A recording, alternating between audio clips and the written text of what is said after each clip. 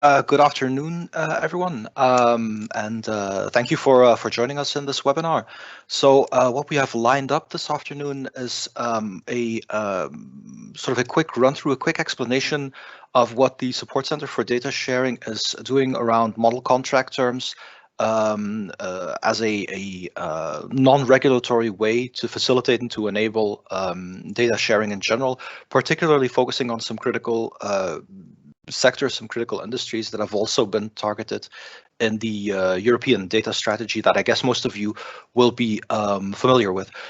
Basically, what I want to do in this session is explain sort of what the policy context and policy relevance is, not of data sharing in general, because I assume most of you are very familiar with that, but also specifically what the role is of model contract terms, and then a little bit more specifically to give you a look at what we are doing as a support center for data sharing and how that might help and how it might be useful. So I'll start off probably around a 15-minute introduction on just a general policy background and a quick overview of the legal topics where model contract terms can be useful. This is basically an overview of elements in contractual terms that affect the way data can be shared or the extent to which you can rely on them. So we've been doing some analysis on that particular topic, and then going a little bit more in detail as to what we're doing within the support center itself and how some of the tools that we're providing within the support center might be useful to you as well in your own activities. And indeed, in the end, we'll have a Q&A where you can raise any sort of additional questions that you might have after this presentation, or to make suggestions on what you would like to see happening. That's also an important objective of this particular webinar for us, is first of all to show you what we've been doing and what the output is and what you might be able to take from us, so to speak. But secondly, also, it always helps us to get feedback on what your additional expectations or requirements might be and how this could be made more useful. We'll give our own opinions on that as well, our own plans also, and our ambitions for this kind of work. But obviously, if we can get some additional feedback from our stakeholders, from the participants in this webinar on what they might like to see happening, that only helps us ensure that the work is more useful for you. Maybe to start off with the quick initial introduction. So what is the context in which we're doing this work? I already mentioned I'm not going to talk too much about the general policy context behind data sharing, but the support center for data sharing, just to quickly introduce the work for those who are less familiar with it, is specifically to collect and disseminate knowledge and best practices on best practices on technologies and cultural elements, legal frameworks that affect data sharing, basically exploring the role that data has in today's information economy and the digital economy, and to make sure that data sharing can happen more easily. This is a support project in the truest sense of the word, in the sense that there's no element of coercion in there saying you must do this or you should do it this way or you're doing it wrong. It's really a tool that's made available towards organizations that have data that they would like to share and who are curious on how to do that from a practical perspective, organizationally, technically, legally. But also to look at organizations who would like to use data themselves and who are curious, is this going to be accessible to me, and is this going to be something that I can reasonably rely on? Can I work with the data that I will be receiving? We are not an ideological network in the sense we're not purely focusing on open data, unconstrained data, in the sense of data being, essentially thrown on the internet and made available free for all. That's nice. That's definitely also data sharing, but we don't limit ourselves to that. The goal is not to make sure that all data is there for everybody, but to look specific at cases where benefit can be gained. And specifically, there's a win-win result on both sides, both on the data sharing party and the data receiving party. So the core focus of the work for the Support Center for Data Sharing in general is to look at situations where it's beneficial on all sides for data to be shared, and then help people make that a reality, to find the right technologies, to find the right procedures to do that. And I'm part of the legal team of the support center for data sharing to find the appropriate legal scoping. Data can be made available for anyone for any particular purpose without any kind of constraints, then so much the better. But that's not the core objective. The core objective is to find the right data sharing modalities, not to take away all of the breaks and hope that that good things will happen. Having said that, it is a very open scoped project as well, looking at all kinds of potential sectors, all kinds of business cases, all kinds of data, and for any type of user. So it is a very broad initiative. It's generally the work that we're doing for the support center, and particularly also for model contract terms, takes place against the general background of the European data strategy. So in the European Union, there is the conviction, as backed up by evidence as well, that increased data sharing is generally beneficial for the economy, for innovation in general, but also for European citizens, businesses, and public administrations. Data sharing is seen as something that needs to be encouraged, especially within specific industries, as a way of enabling and facilitating innovation, allowing new services and new products to be created, and improving general efficiency and productivity. A particular area of concern, not the exclusive area of concern, is the role of smaller companies, of SMEs, who have less negotiating power. That's a sort of a risk, a general concern that we have in the data economy today. In a lot of areas and a lot of business situations, we're looking at winner-take-all kind of markets where you have very dominant players who can afford to hoard their data and dictate unilaterally the terms under which data is made available. And inversely, who can say, if you're buying my products or my services, I'm going to be taking your data and I'm going to use it for these and these and these purposes, without necessarily giving much negotiation power or giving a lot of influence to SMEs. That's a particular concern within the European Union, which is very much an SME-driven market in general. And this is why the European policy is basically to take measures that facilitate life a little bit for SMEs, make it easier for them to get access to data, and make it easier for them to use that data, including for new innovations, new services, new products, so that they can grow on their own or find new synergies.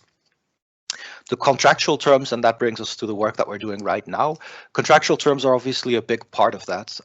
And in addition to making sure that just data is technically available to you, that you're able to get to it, that you can download it, or that there is an interface, a web service, or an API that you can use to get data, you also need to make sure that the terms of use of that particular data allow you to actually innovate, allow you to benefit from that data. The general position is that it should be possible for data to be accessed and used at a reasonable price under fair, reasonable, and non-discriminatory terms, which are transparently available to everybody, so that it's possible, particularly for SMEs, but the concern is obviously broader. SMEs are just more vulnerable, so that it's possible for everybody to compete on fair and open terms, and that you don't accidentally establish or incentivize or enable or encourage data monopolization in a way that's detrimental for society and for the economy as a whole. And the importance of contracts in that ecosystem as the main way right now of scoping which data is available and under which constraints, the role of contracts there is obviously critical. This is all the more so because the one answer to that might be, well, why don't you just legislate? Why don't you just say this data must be made available under these and these and these terms? That would also have been an option, but the main challenge there obviously is, well, first of all, this isn't a one-size-fits-all type problem where a one kind of legislative approach would be suitable for all possible industries.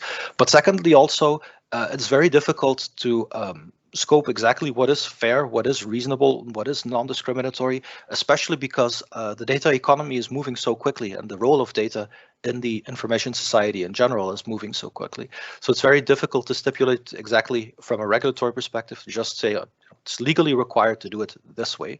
And that's why data sharing approaches so far are very much policy perspective, focusing on voluntary data sharing and incentivizing parties to engage in win-win relationships where it's beneficial on both sides to make data available, to share it and to allow it to be reused.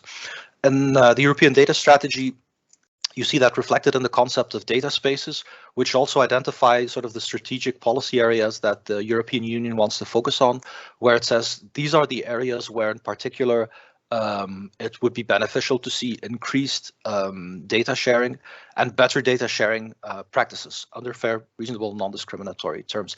I've listed them here. So industrial manufacturing, Green Deal, mobility, health, finance, energy, agriculture, and public administration, all of which are sectors that are increasingly being data-driven and where there is a risk that major players are able to capture a too significant part of the market simply by holding data hostage and by making sure that no innovation can happen without their blessing, without their support, and without their own financial gain, which would be suboptimal, obviously, for society as a whole and for innovation in particular. Model contract terms are considered as one of the softest way to intervene in the market, as something that can be promoted, published as a free-to-use, as an optional tool. Model contract terms basically give you a menu either as a data sharing party or as a data receiving party, give you a menu that you can select from and to say, well, let's look at the exact issue that I have, and let's see what kind of contractual constraints might be reasonable to impose or to accept on both sides of the market. It's useful because it gives you some easy and immediately practically available support. If you need to have a contract, if you need to write a contract, or you need to assess a contract that's being offered to you, then model contract terms can help you assess quickly whether this is reasonable and what you need to look out for. And secondly, obviously, the publication of model contract terms is also an incentive and encouragement to the market, basically saying, well, this seems to be, based on our experiences and based on what we've seen in the market right now, these seem to be terms that should be most conducive to both sides of the relationship winning. This is considered to be reasonable. And even though you're not legally required to use these model contract terms, they should help you in the short run. They're easily consumable. They're easy to integrate in your existing business cases. You are still free to modify them. So it's not a take it or leave it approach. It's not mandatory to use them. And you can tailor them to your own specific situation. So model contract terms generally pretty important. What are sort of the key topics that you need to look out for when looking at contract terms? Is the central idea for the Support Center for Data Sharing would be to come up with contractual terms that make the vision that I just discussed a reality, that allow you to share data in specific sectors in a way that's mutually beneficial. What are the different topics that you often, not always, but in many contracts that are relevant? This is an overview that's based on the contracts that we've analyzed, of which there are slightly over 100 right now. I'll come back to that later on. Basically, the main things to look out for in contract terms related to data sharing or that involve data sharing are the scoping of the data, modalities of sharing, usage restrictions, restrictions on onwards dissemination, remuneration, compensation, liability in relation to the data, and determination conditions and consequences. I won't go over all of those in detail because that would be a little bit prohibitive in terms of timing, but I think the importance for most of that is pretty clear. Scoping is important to be able to understand on both sides what exactly is the data that will be sent. You might think that's going to be very intuitive just looking at the service, but we shouldn't forget that data sharing services are also often hidden. They're under the hood. If you have a smart device or smart equipment, smart machinery, data sharing is automatically happening. If you have your smartphone lying next to you, which 99% chance you do, that is a smart device exchanging data right now. In a context where you're engaged in, especially in business-to-business data sharing, and where the idea is that there's mutual benefit, it's important at the very least that both sides know exactly what they are sharing. The same thing with the modalities. How is this going to happen? Is your device going to be sharing data automatically? Do you periodically upload data? Is there a web service that can be used to make data available? Having a contractual constraint around that can be very important. Restrictions on usage, including onwards dissemination, obviously are very important. When you are sharing a data, what is the recipient going to be doing with that? Is it just to be able to provide a service to you or to make sure that your product works? Are they going to be analyzing your behavior? And if so, is that for your own benefit, or are they going to be making recommendations to you? Or is that to improve their service offering in general, maybe to build something new? The worst case scenarios is your data is simply going to be sold. Will be used to improve security. Scientific research is going to be shared with other parties. It's important to have those contractual constraints, to have that clarified at least. There's nothing that's intrinsically unacceptable in all cases, but it's important to know where the vulnerabilities are and what you need to look out for. Remuneration is important. Are you getting anything in exchange of your data? And is it opt-in or opt-out? Is it, do I get any kind of say in which data is being shared in practice, or is it all or nothing? It's just, you buy a smart tractor, or you buy solar panels and your data automatically gets shared with somebody else. The kind of options that you have there and whether you get anything in return are important. Liability as well. What happens when things go wrong? And is there a distinction there between a service or a product in general malfunctioning, or data that you've sent or that you've received being defective in the sense that it's inaccurate or has been corrupted or not sufficiently qualitative? That's an important topic too. And then finally, termination conditions and consequences.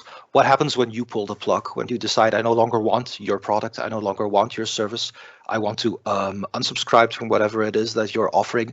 Is your data destroyed, or do you get it back? What is the arrangement that's in place there? So those are the different topics that we wanted to look at. What do we actually do? What have we actually done with the support center? First of all, very briefly, one thing that you can get from the support center, which we always put on the table because it's generally important, there is a legal help desk in the support center for data sharing. So if you have any kind of legal issues that you want help with, contractual terms or data sharing practices in general, there is a contact form that you can use to ask specific targeted questions. That's general. It's not linked to the model clauses for data sharing, but it is an important one because it's the part of our support services that can be tailored, that's basically available upon request to you. But then specifically for recommended contract terms, contract clauses, what are we doing there?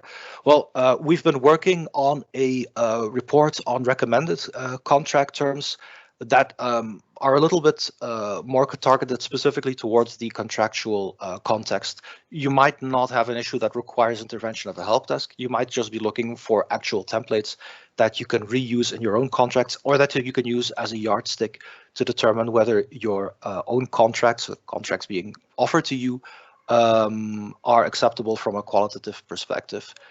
Obviously you could just try to find something from the internet, but then you don't know whether it's really suitable or whether it's fair, whether it's balanced, whether it's tailored to the European context. So that's the gap that we wanted to fill. And to do that, we've come up with a report on model contract terms that looks at how data sharing contracts are dealt with in practice across a series of crucial sectors, basically aligned with the European data strategy. And looking at where those European data spaces are expected to emerge and where problems have to be filled. So what we've done there is done a pretty thorough study of existing contracts, real life contracts. It's not theoretical stuff that we've dreamt up or just fantasized about what might be happening, but where we looked at actual terms and conditions under various terms, it's service agreements, terms and conditions, licensing agreements, whatever the label is that's put on the contract, where we've looked at real life clauses on all of those different topics that I just mentioned, and look at how the scoping actually is done, what kind of provisions you can find in practice on scoping of data, on liability, onwards dissemination, and so forth. So we've looked at 6 particular sectors. I'll highlight that in a little bit more detail later on. And in each case, what we've done is not just copy pasted the contracts, contractual clauses, because that would not be useful, but also in each case to identify what is difficult in this sector, what makes agriculture unique, why is finance particularly sensitive, what is the role of data in industrial manufacturing. Sort of explaining, first of all, the importance of data, but secondly, also looking at the general policy context, whether it's how it's affected specifically by the European data strategy, and whether there is legislation in place that forces or coerces or forbids, in some cases, certain types of data sharing. So, we want to provide some contextual background, then an analysis of contractual terms, and an analysis of whether those are fair balanced or not, what the benefits are, the advantages and the downsides of each of the clauses that we've looked at. So what you wind up then is a pretty extensive repository of, well, it's slightly over 100 agreements looking at 8 different topics. So it won't be exactly 800 clauses that are in our report, since not every particular contract covers every particular topic, but should be somewhere around 500 clauses that are addressed in that report itself. What does that look like? I've called it a preview here because it's not published online yet. It will be in the coming weeks. First of all, a general description of what we look to do, and then an analysis of 6 specific sectors. So we looked at agriculture, smart mobility, energy, financial services, Green Deal, and industrial manufacturing. We've also tried to take sort of cast a wide net, making sure that we have different types of services and different types of products for each of those sectors. So now, for instance, for the energy sector, it's not just 6 contracts that relate to an analytics platform for your solar panels. We have that covered as well, but that's not the only thing there. For financial services, it's not only an app that allows you to get account information from multiple banks. And Green Deal, it's not about just contracts analyzing meteorological conditions and so forth. We try to cast a wide net and give multiple types of products and services for each of the sectors that we looked at to make sure that it's at least slightly representative. You're never going to cover everything, but at least we want to make sure that we've covered as much as possible. The report that we've worked on that will be published in the coming weeks has both the real-life clauses and model clauses. So the real-life clauses are marked in blue. Those are the ones taken from actual agreements. We have anonymized them because the goal is not to name and shame specific organizations, but to provide model text. So you won't find the names of the companies or of the products and services in there, but the rest of the clauses have not been edited. They've been copied as is. And separately from that, we've also provided model clauses that we've drafted ourselves, often starting on the basis of real life clauses, but that have been tweaked in a way that strikes us as being in line with European policies, and that strike us as being a little bit more balanced. We also mark in the contract clauses whether the agreements relate to free services, unremunerated services, or paid services. Simply because in many cases the contractual terms relate to a free data service, and that affects obviously also guarantees that you get in terms of quality and liability and so forth. So we've cast a wide net, looked at a lot of use cases. We try to identify policy expectation and points of attention as well, and related industry actions too, because we're not the only ones who are looking at the role and the importance of contracts and shaping and affecting data sharing. For instance, the agricultural industry, you have the work from Copa Cogeca, which tries to provide their own model clauses for data sharing in agriculture. That's important. You have Orgalim in industrial manufacturing as an industry association, providing their own guidelines on what they think is critical in terms of data sharing. Those have been taken into account as well, also in drafting the model clauses, so that it's as well in tune as you can with sort of sector-specific concerns. What does that look like? Obviously, I can't go over 500 clauses during this session, but just to give you an idea of what will be in that report and what that looks like. So here, that's the example that I mentioned earlier on, copied a real-life clause, an actual contractual term, from a service agreement relating to the remote management of photovoltaic installations. So basically, if you have solar panels on the roof, it's likely nowadays that the performance of your solar panels is measured automatically, and that it's reported to a third party who has a monitoring system, a platform that you can access also through the internet to see how your solar panels are doing, which is important, for instance, to be able to do predictive maintenance, to be able to identify whether your solar panels are performing as might have been expected, taking into account the weather and the placement and the performance of other systems in your neighborhood. This is a clause that describes the intended use of that data. So it indicates a little bit how the information from your photovoltaic system will work. We cross-reference these because, here you see a reference to digital platforms. If there is a definition of a digital platform, that's explained elsewhere in the report, so that you can interlink those. So here they say, what kind of information will be shared. They will get that data directly from you or from your system or from third-party monitoring systems. There's a description there about what kind of information is covered, and then also a description of who it might be shared with. So your data could be shared with third parties for monitoring reporting services. There's a listing of the kind of companies. And then there's also statements saying that we may also provide or sell data in aggregated form to third parties who are not connected to the monitoring system. So basically, there is a clause in there that allows data to be sold in aggregate form, which is not necessarily a deal breaker, but it is something to look out for, because this is well, without going into too much detail, data in aggregate form can be sufficient to harm your interests. In particular, if you have a large number of photovoltaic installations and you can measure production and consumption trends, that can be used for energy pricing speculation. It's not something that, well, I'd say there are no known, at least I don't know of any cases where that actually happens in practice. In agriculture, it has been known to happen that this kind of aggregate statistical information can be used for pricing speculation, which means that your data is actually going to be used in a way that's directly harmful to you. You give somebody else your data and they use it in a way that negatively affects your interests. So in each case, we also, for the real life clauses, we include a quick assessment of advantages and disadvantages. In this case, the language is pretty clear. It's pretty understandable. I think, if you would be interested in reading it, which probably not too many people are, but if you're interested in reading it, if you read through the clause, then you can actually understand more or less what will be happening. So that part, it's pretty well written. On the other hand, it is very generic. It also includes exemplative language, which you don't like very much. For instance, in the description of your data, it says that data that's shared may include, for example, followed by a listing, and then indicating that it may be shared followed by a listing. It really doesn't give you much certainty on what is actually happening. To some extent, that's inevitable because you need some flexibility. You don't want to amend your contracts every time a minor detail changes, but it does mean that you don't have a lot of certainty in this particular case of what actually happens when you use this kind of system.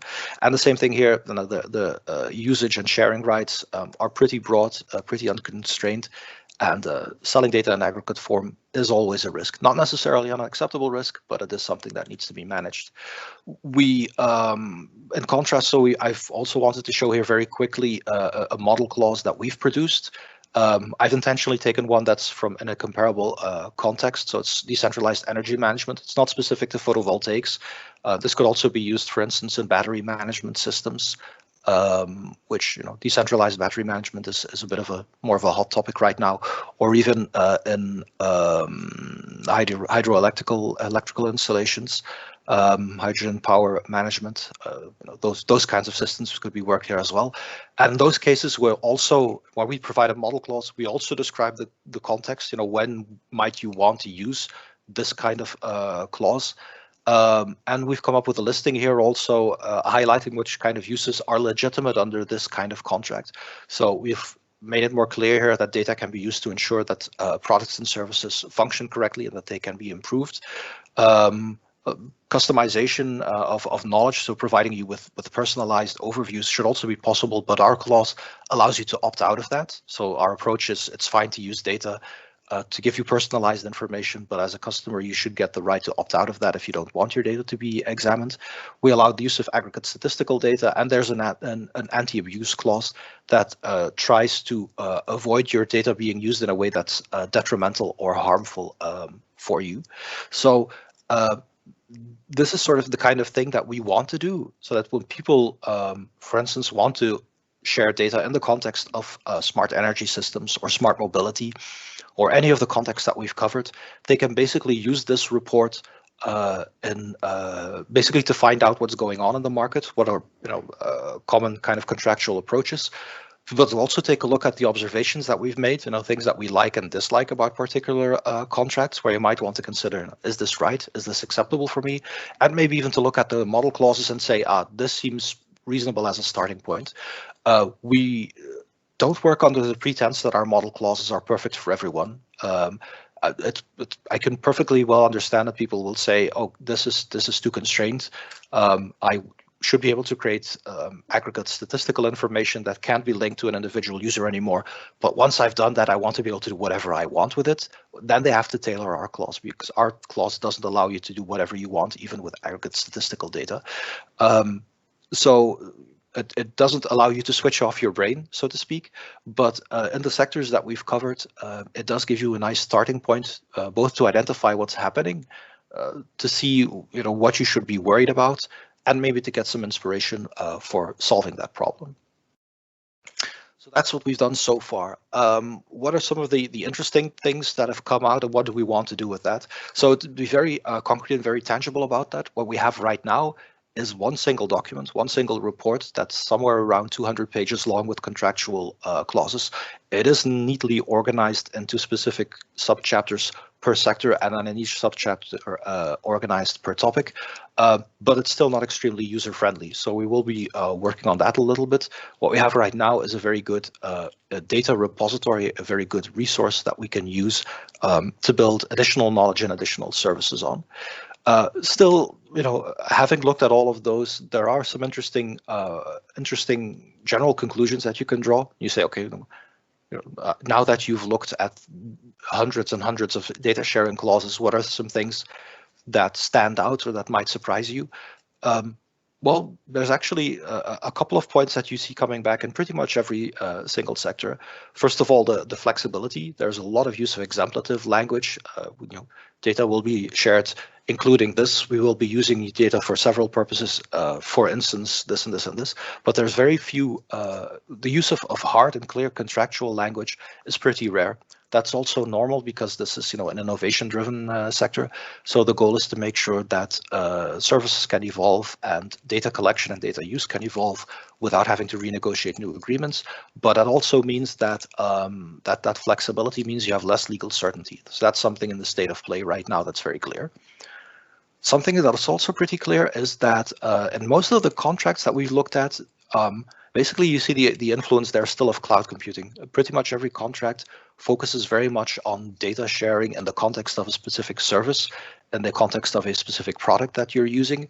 And there's actually surprisingly little references to intellectual property rights or to confidentiality of your personal data. There's very little talk, much less than I would have expected, about who owns the data or who has copyrights to it. Occasionally some references to licenses, which imply that there's copyright or some other form of protection. But references to services are certainly a lot more common than to intellectual property rights. There are exceptions to that. It depends on the sector. For instance, in industrial manufacturing, as you can imagine, there's a lot more concern about intellectual property rights on data being shared. If you have an additive manufacturing service, we have that covered in our document as well. An additive manufacturing service where people can send you the plans of a particular device or particular tool that they need to be created, then it is important for you to know that you continue to own your intellectual property rights. So that's an exception. But it is the exception. For most of the other sectors, intellectual property rights are less important in the contracts than you might think. We also saw that in most of the contracts, the usage rights for the data receiving party, which tends to be a central service provider, are formulated quite broadly and have relatively few constraints, especially when you look at the use of aggregate data, and that there is very little protection for a data sharing party against abuses. Part of that obviously is because there's a bias in our data in the sense that a majority, I think probably around 60–70% of the contracts that we have are non-negotiated. So those are the terms that are offered by a service provider. Where contracts are negotiated and there's more balance and power between the parties, that becomes a little bit different, and then there's a lot more pushback on usage rights. But in the sample that we see, sort of in the absence of negotiation power, usage rights tend to be particularly broad. And then a final sort of horizontal observation that we see in the contract clauses is that there is very little in terms of guarantees of data deletion and return once a contract is terminated. So you actually see the opposite quite frequently, that a contract explicitly says, if you terminate your agreement with us, you can do that at any time, but we retain the right to use your data that you sent to us during the agreement in exactly the same way as we had while the contract was still valid. So getting your data back, or even getting the guarantee that your data will be deleted, is far from the general rule, which is a potential risk as well, because it means basically that you're leaking data as you're moving from service provider from one service provider to the next. Liability, perhaps unsurprisingly, is also relatively rarely addressed. I mean, obviously you have liability clauses in every single contract, but they almost never talk specifically about liability for the data. It's always liability for a product or for a service as a whole, but not for the data. So, I mean, this wasn't the core focus of this report to find out these kinds of things, but it is, there are sort of high-level insights, maybe none too shocking or too surprising, but it is something that we've learned while looking over these very many contractual clauses, and where we also think, maybe we want to do something with that and provide some recommendations or guidelines on how to deal with those, other than by using our model clauses, of course. So where are we now? So like I mentioned, we have a report, basically a document of about 200 pages with all of these clauses and with analyses of the individual sectors, talking about attention points and patterns and policy background. That will go live and be published on the website. Probably, I would expect then somewhere in the next 2 weeks. We still need the final revisions to go through, but it should be possible to go live with that relatively quickly. And after that, we plan to continue maintain that, to improve upon that, possibly by adding some new clauses or by updating the policy sections, since policies around specific sectors and specific data might change, and there might be new legislative intervention. We also plan to do some further data mining on insights. Basically, the short observations that I have on this slide here are just things that stood out as we were doing the analysis work, but it was not the main objective of the work. So we do hope to be able to look at it a little bit more systematically and to provide some more hard statistics on what you see and don't see in the existing terms. I also want to look at making it easier to share and use this data. Right now, it's one big report covering all of the sectors. Our ambitions are also to include sector-specific reports, so that if you're only interested in financial data, you can just grab that part of the financial data and look at the model clauses there, the real-life clauses that we find in the market, and the points that you need to look out for. And then finally, another option is to look a little bit better at what are the indicators of imbalance, what are the warning signs of a relationship that might favor one side more than the other, which might be useful as well in the context of the whole ambition of encouraging win-win situations. If the goal is to have win-win situations, it's important to understand exactly when both sides are winning and to know what the red flags are. Some of the points on the slide here are also good input for that, but so far, the objective of this, the goal of this deliverable is to identify real-life clauses and to provide model clauses, but obviously it's an interesting source of information to do more interesting and more high-impact things with. So we'll be looking at that as well over the next coming weeks and months. So that's basically what we've been doing with our model contract terms and what we have planned. So there's quite a lot of data available. I think at the very least it will be an excellent resource to mine for people who are interested in examining this kind of data, to look at what's going on in the European data sharing market. It's also good input for future policy actions, but maybe most importantly, because that's what we aim to do, it'll be a useful repository for people for looking for best practices and examples on how to engage in data sharing. That's it, basically what I wanted to share from my side. So I think I'm more or less on schedule, more or less. So yeah, happy to open the floor to any kind of questions or comments or observations. Yeah, for the sake of time, please feel free to unmute yourself and ask your question or raise your hand.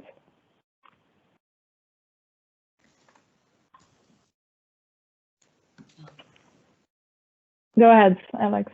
Yes, hi. So thank you very much for the presentation. First of all, it was very informative. obviously I'm sort of burning to get my fingers on the model contract terms that you sort of like currently presented in the report. And said it's still under revision. Is there a chance to get a preview of it, or you know, an access to it, just to understand? I think technically we need to ask permission from the Commission, since until they sign off on it, it's their call. But I think probably, you know, we have to ask permission. But I'm hopeful that that would be granted. We're hoping that it gets a lot of visibility, because there's really the two things.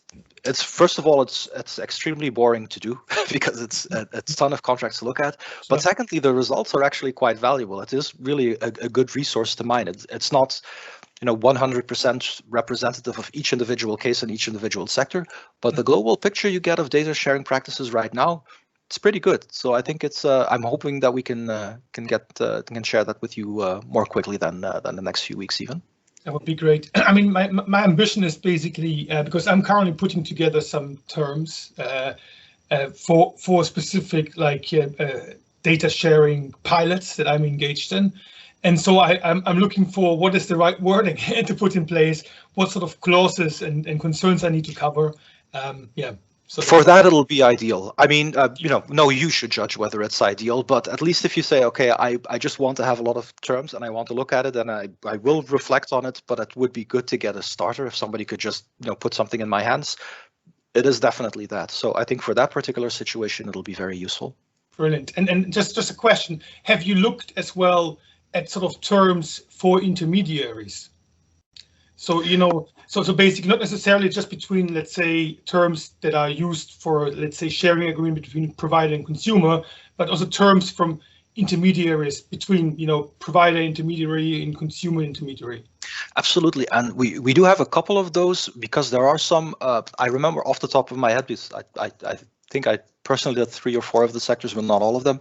But I remember, for instance, in smart mobility, we had a couple of cases where the central service was a platform, and where you could enable, and also in agriculture, where you could enable data sharing with additional stakeholders. So it was basically, you had contractual clauses that were also very much tailored to web services and API economies, where basically said, you know, this is what happens by default.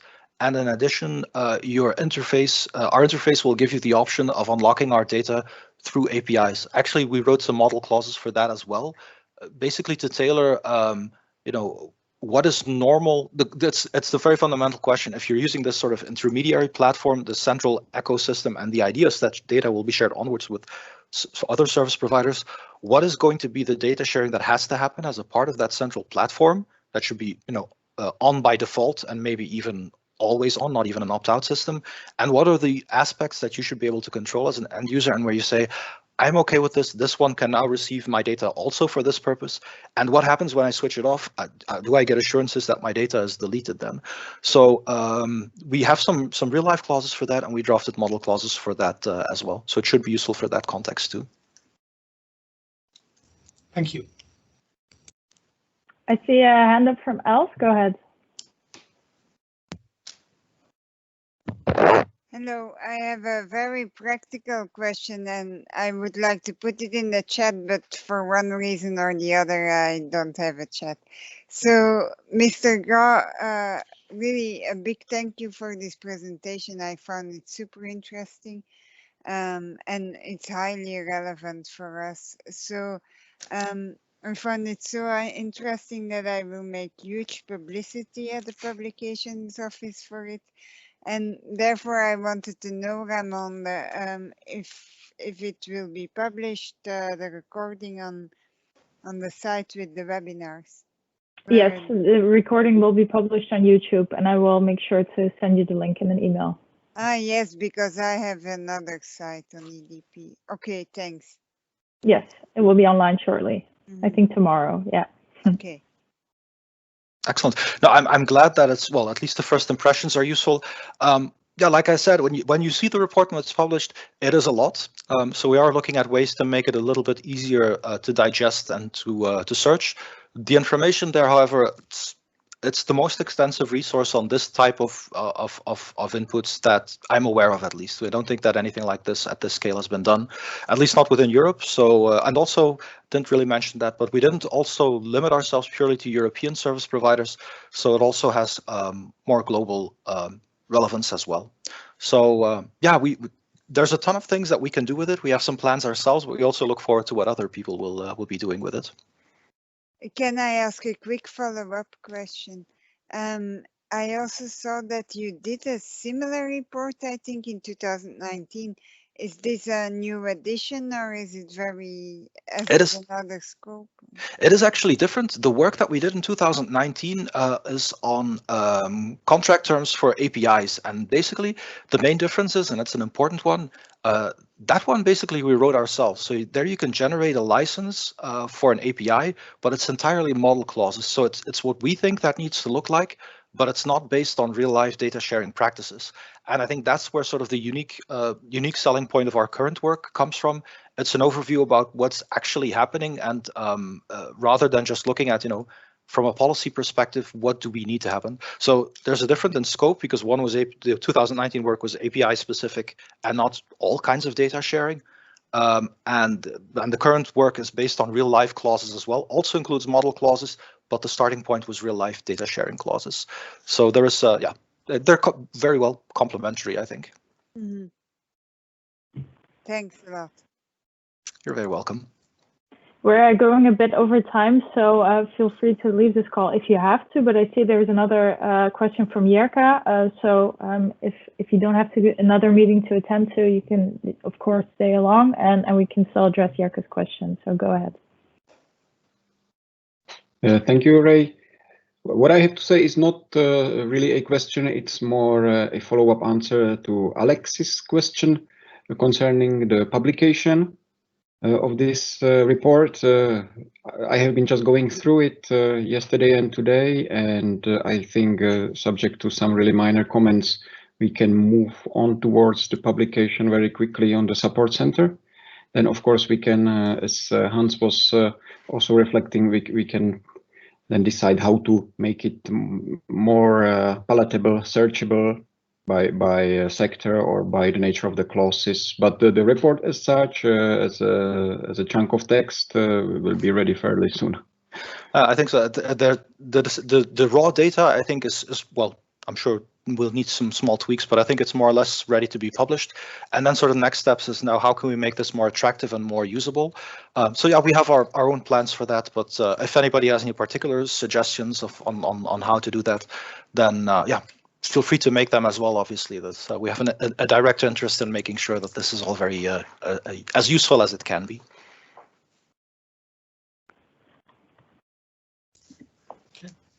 Thank you so much. Thank you, Hans, for this talk. It was very interesting. I think for the sake of time, I won't go into questions from our side anymore. But thank you so much for being here and talking about model terms today.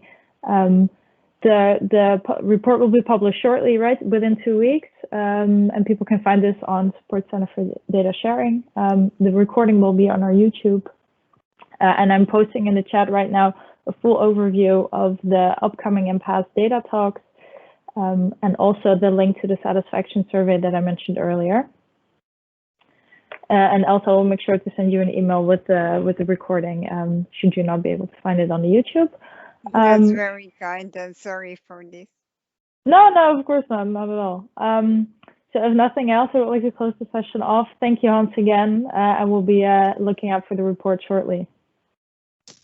Excellent. Thank you very much, everyone.